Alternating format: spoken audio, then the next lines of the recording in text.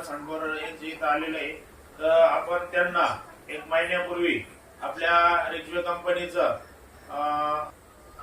Sugar free lotion आणि संजीवनी juice दिले होतं.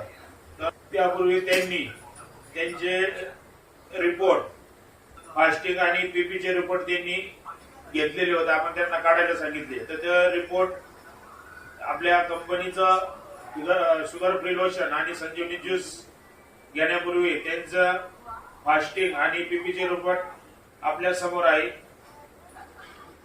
आकडे दिसतात. तर त्यांचं आपण आधी घेतलं तर फास्टिंग रिपोर्ट 238 होते आणि जेवणानंतरचं 252. तर त्यांनी महिन्यानंतर परत आपली शुगर चेक केल्यानंतर त्यांची शुगर पूर्ण नॉर्मल आलेली, पूर्ण जागेवर आहे. म्हणजे त्यांना जवळजवळ महिन्याभरातच म्हणजे या आपल्या शुगर फ्री लोशनचा शरीरावर त्यांचे असर होऊन पूर्ण शुगर त्यांची कंटिन्यू 3 महिने पूर्ण 2 महिने पूर्ण केल्यानंतर आयुष्यभर त्यांची शुगर पूर्ण नील होणार आहे.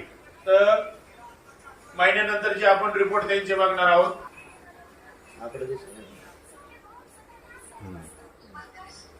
तर महिन्यानंतर जे आपण रिपोर्ट बघितला तर त्यांची फास्टिंग आली 115 आणि पीपी आलेलं आहे त्यांचं 90.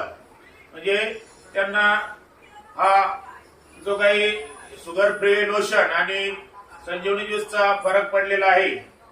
तर त्यांच्या तोंडून आपण ऐकू का त्यांना या शुगर फ्री लोशन मध्ये काय झालं आणि दुसऱ्यांना काय संदेश.